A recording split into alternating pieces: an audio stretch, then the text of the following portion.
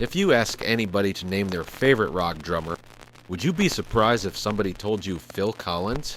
Of course, many will say John Bonham, Bonzo of Led Zeppelin, Neil Peart of Rush, or Keith Moon of The Who.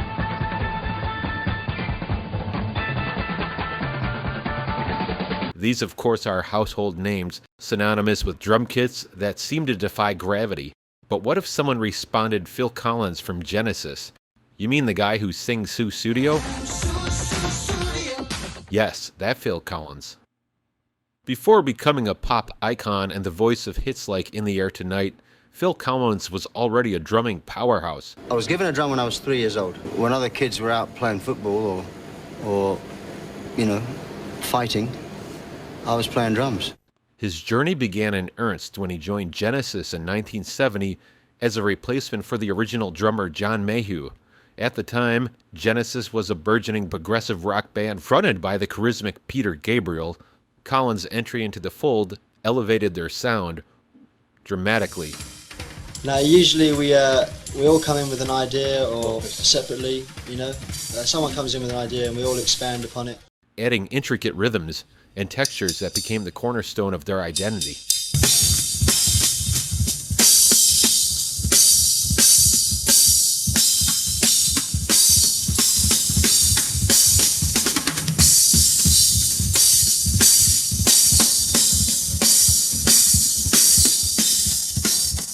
Albums like Nursery Crime, Foxtrot, Selling England by the Pound showcases technical brilliance. By the time the band released The Lamb Lies Down on Broadway, Collins' drumming had solidified his reputation as one of the finest in progressive rock. Then came A Trick of the Tail in 1976, the first album after Gabriel's departure. Not only did Collins take on lead vocals, but his drumming reached new heights, cementing the record as one of the greatest drumming albums in rock history. However, as Collins transitioned into the role of frontman, his drumming understandably took a backseat. Genesis continued to evolve, leaning into a more accessible sound that saw massive commercial success. At the same time, Collins launched a solo career, crafting some of the most memorable pop tracks of the 1980s. I started writing songs and I started recording those songs, and then after I'd finished doing all that, someone suggested putting it out as a record. But I never meant to make a solo record. It was just me having fun at home, really. The drums just came in. I can feel it coming. And then when we got to the studio, we were playing around with the sound in the studio, me, Hugh Padgham and myself, and it came up, it's all been a pack of lies. Sorry about that. But that was just what I played on that take. Earlier takes I probably played.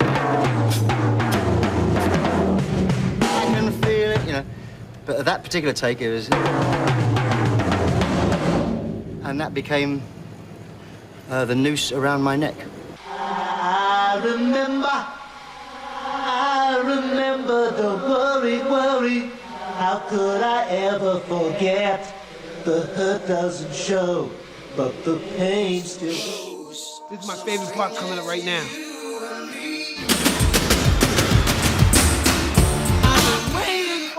Moment for all my life. Oh Lord. While best known for his work with Genesis, Collins also played a key role in the jazz fusion band Brand X. Joining the group in the mid-1970s, Collins appeared on albums including Unorthodox Behavior, Moroccan Roll, and Livestock. In the jazz fusion arena, Brand X became a big name, and it's still a big name, known for their technically impressive compositions and virtuosic performances. Collins' drumming on these records demonstrated his versatility and ability to push boundaries, earning him respect far beyond the rock world. In recent years, health issues have made drumming nearly impossible for Phil.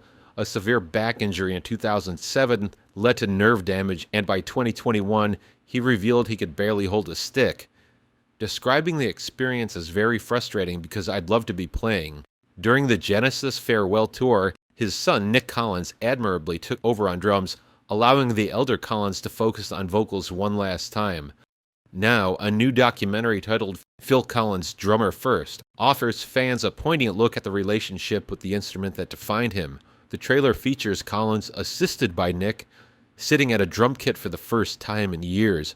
"If I wake up one day and I can hold a pair of drumsticks again, I will have a crack at it," he reflects. "I'm not a singer that plays a bit of drums, I'm more of a drummer that sings a bit." Set to release on December 18th through Drumeo, the documentary features insights from a stellar lineup of drumming legends including Chad Smith, Mike Portnoy, and Billy Cobham, among others. Through their voices and Collins' own words, Drummer First celebrates the rhythm that has always been at the heart of his story. It would be nothing short of extraordinary to see Phil Collins behind the kit for one more show, reclaiming his place as one of rock's greatest drummers. Until then, we wish him the very best and encourage everyone to watch Phil Collins' Drummer First. Premieres December 18th on Drumeo. We will leave a link in our description. That's all for today. We thank you for watching Rock Buzz.